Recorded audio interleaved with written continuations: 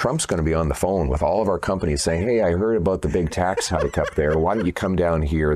I've got a good one for you today. Welcome back to Moose on Loose. My name's David. Today's top stories. We've got Pierre Poilievre absolutely destroying Justin Trudeau. He goes on a radio show for Global News. We've also got Justin Trudeau at the Cpac summit in Peru, running his mouth like a buffoon. He takes a shot at Pierre Poilievre during the summit. It looks so embarrassing for Canada, for Justin Trudeau, for all of us. So let's jump into this. First off, heading over to the Cpac summit in Peru. Prime Minister Justin Trudeau is in South America for 2 international meetings. He is in Peru for the Cpac summit, and next week he'll be in Brazil for the G20 summit.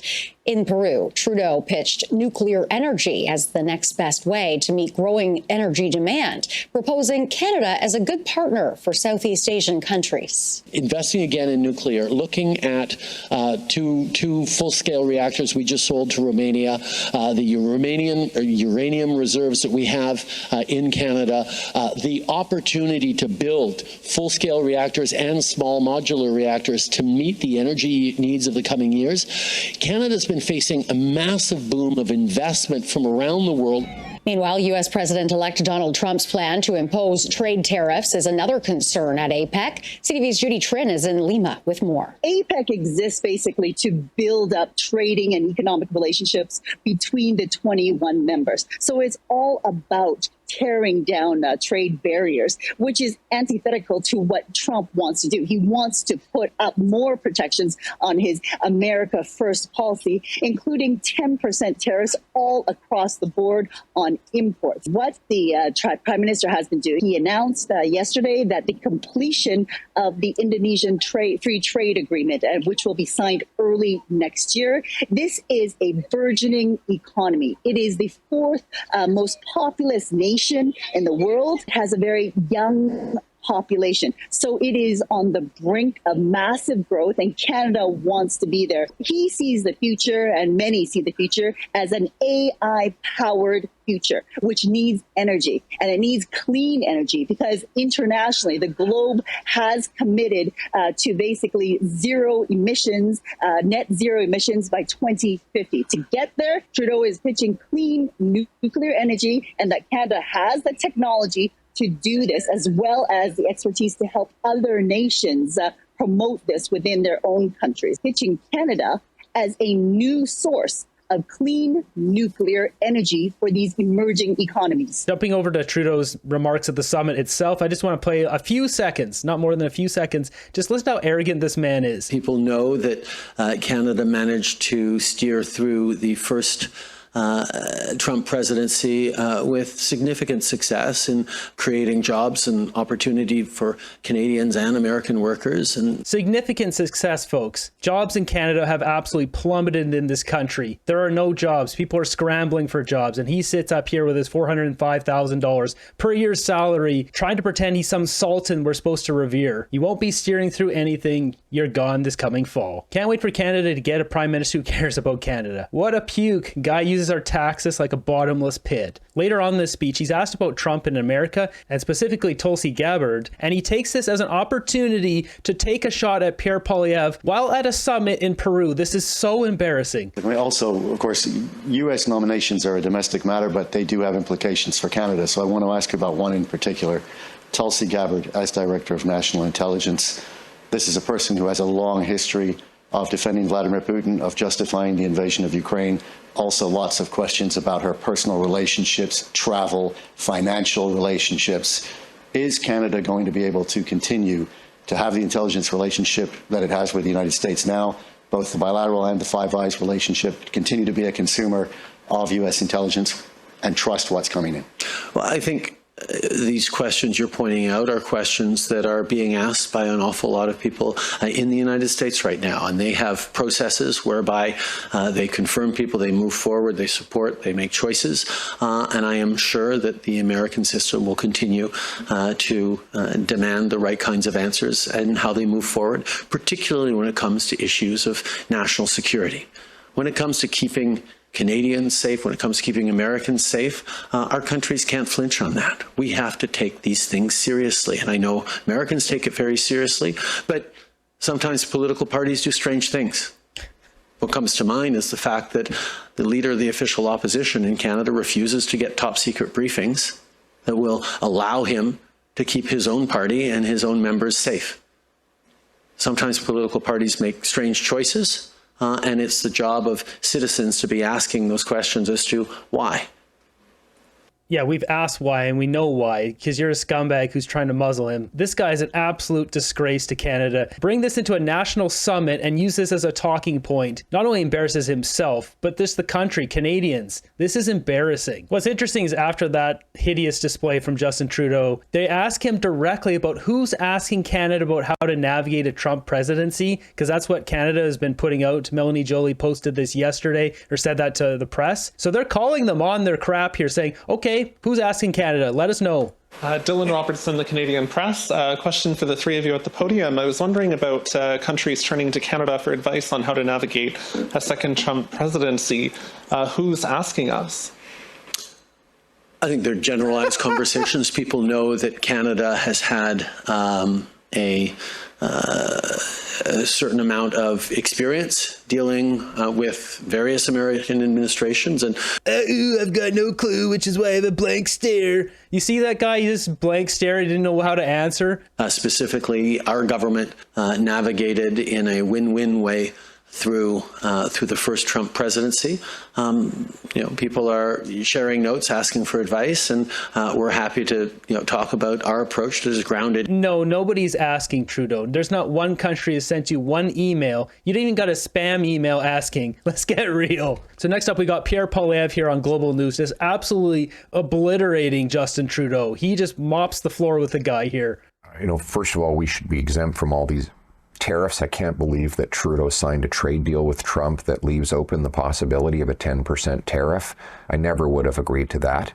I can't believe he signed on to a trade deal that keeps the softwood lumber tariffs in place. Harper got those lifted in 90 days as Prime Minister. Trudeau's had 9 years and 3 presidents, and not only are the tariffs back in place, they've been doubled, killing forestry jobs right across British Columbia. So I'll be fighting for an end to the softwood tariffs and exemption to Buy America like Harper has secured for us. But more importantly, I'll fight fire with fire. The Americans have taken a net $500 billion of our investment in the last 9 years. We were winning the investment war with the Americans before Trudeau, having more American dollars here than we had there. Why has the money left? Why is it pouring out of our country? Rampant tax increases by the Trudeau NDP Liberal government have pushed money out of our country to the point where American workers now earn $22,000 more than their Canadian counterparts. I can attest to what Pierre is saying here. The forestry jobs in British Columbia here are drying up big time. You really just don't see that much of it going on anymore. I live in a logging town. This is where it should be happening, and really I'm not seeing much of it at all. I want our money back. I will be axing the carbon tax, cutting income tax, cutting taxes on investment, to bring home those hundreds of billions of dollars and to bring home production and paychecks for our people.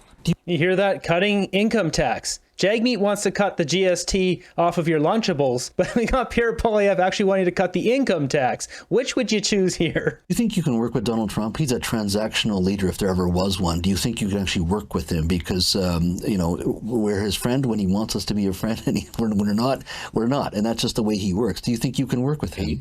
We have no choice. It's that we live next door to the biggest economic and military superpower the world has ever seen. Trump wants what's best for American workers. I want what's best for Canadian workers. And, we're not going to be suckers anymore and hand our money. I mean, Trump would love nothing more than keep Trudeau in power, because he can walk all over him and he can take his money. When Trudeau quadruples the carbon tax to 61 cents a liter, Trump's going to be on the phone with all of our companies saying, hey, I heard about the big tax hike up there. Why don't you come down here? There's zero carbon tax. And this guy pulls out the phone as a prop. You can leave the poverty and the hunger and the homeless encampments and the food bank lineups behind to start your business and deliver affordable goods south of the border. So that's what you're in store for with Justin Trudeau. Trump wants our jobs. Trudeau wants to help him take them. Let's not get distracted. The problems we have in immigration happened under Justin Trudeau before this election. And President Trump has not even taken office yet.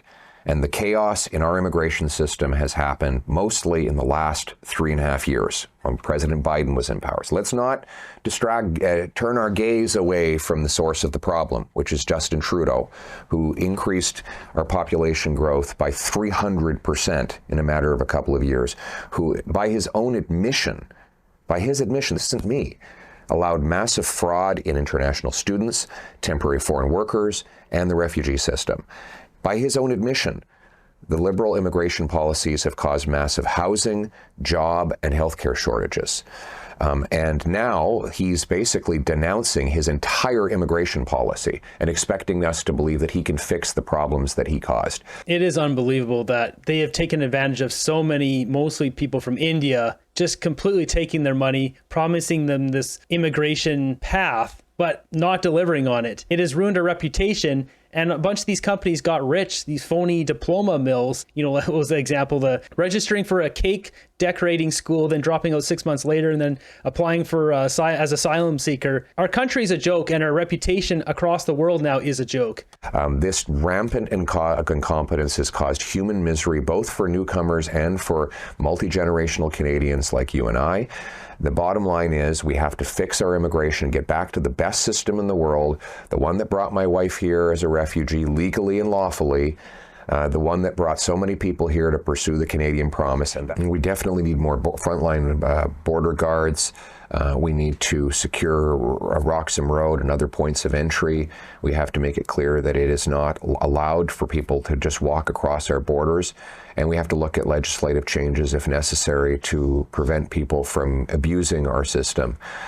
It is possible to be a refugee to the United States. It's not possible to be a refugee from the United States. We vacation there. It's not, it's not a dictatorship.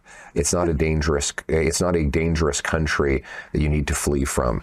That's an absolutely hilarious thing to say there. It's so true. You can't be a refugee from America. But that's what we've got here. We've got hundreds of thousands, if not 1 million people per year going to be headed towards Canada, wanting to flee America. That would truly be the nail in the coffin for Canada. With all the foreign students, workers, immigration, and then all these people, asylum seekers from America, that would be the straw that breaks the camel's back. Taking a look at the comments here, we've got kudos to Global News for having this. Yeah, most of these news sources don't want to actually put up interviews with Pierre Poilievre. Wow, Global airing a piece about Trudeau's incompetence. These are crazy times we're living in. It's wrong to not have a legal mechanism where the people can impeach a politician. That's 100% true. As an American, I hope Poilievre wins the election in Canada. And in some lighthearted news, check out this story. There's a strange sight being seen in Rutland these days. Something on the sidewalk that's raising a few eyebrows. What do you call it? Well, it's a mobility scooter. Looks like a car, Rick. Yes, I know. And everywhere we go, people come up and ask us about it. First time I saw it, I was standing on a sidewalk and along you came and I wasn't sure what to think of it. Yeah. Does it raise a few eyebrows? Oh, everywhere we go. Yeah, it's like a car show. So just tell us a little bit more about it. Obviously, you say it's a scooter, but it's fully enclosed like a car. Yeah. What sort of features does it have? It has air conditioning, power windows, power locks, radio, backup camera, and of course, a wiper and defroster. And it's got everything, a small car. Retired. This is hilarious. Scott. All right, so is it okay if I have a little ride in the back seat? Yeah. Not a whole lot of leg room back here. No. Okay. So if you were in a real hurry, what can this baby do? It would do 30 kilometers or 32. Yeah, so basically electric bikes, all of them, they're limited to 32 kilometers per hour. So that's how they're kind of getting around this. No insurance, no problem. But downhill, we can get it up to 35, 38. You were saying that neither you nor your wife have a driver's license now, so you needed another option. Has this filled the bill? Yeah, it's we have no other choice. When I turned 80 4 years ago, I lost my license. So now this is it. And it beats being out in the weather on a typical scooter, right? You'd be battling the rain or the snow. Yeah. Well, we were out in That's pretty nice. Look at this thing. minus 20 last year with this year one. We survived. And this one's got a heater. That one doesn't. So you don't need any kind of registration for this then? No, it's like a bicycle. No registration, no license, no insurance. My next one's going to be a 4-door. Yeah. Like this, so that the wife can jump in and out without struggling. They make these in a 4-door option as well? I just went on a computer and I see the one just like it in a 4-door. So he goes on to say he got this thing for $6,000, which is half price, and he's going to look at buying a new one, which is like 12 grand, 4-door one. Jumping over to my group, let's see what memes we've got today. Emissions cap, Saudi Arabia, US, Russia, Canada. Yeah, no kidding. What do this Jeep and Randy Boussinot have in common? They're both white and say Cherokee. Speaking of Randy Boussinot, I've got quite the clip. I don't know who made this, but it's hilarious.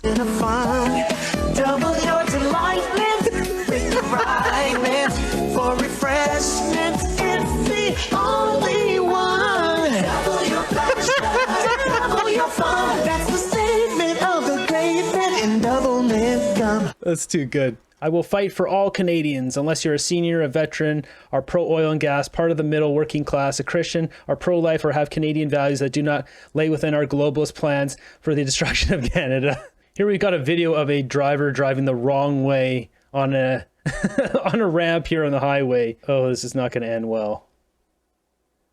Yeah, there it is. There we have it. Justin Trudeau making a fool of himself and embarrassing Canada once again, this time in Peru, and Jagmeet putting himself in a position where he's essentially going to destroy his own political career. Stay tuned to find out what happens.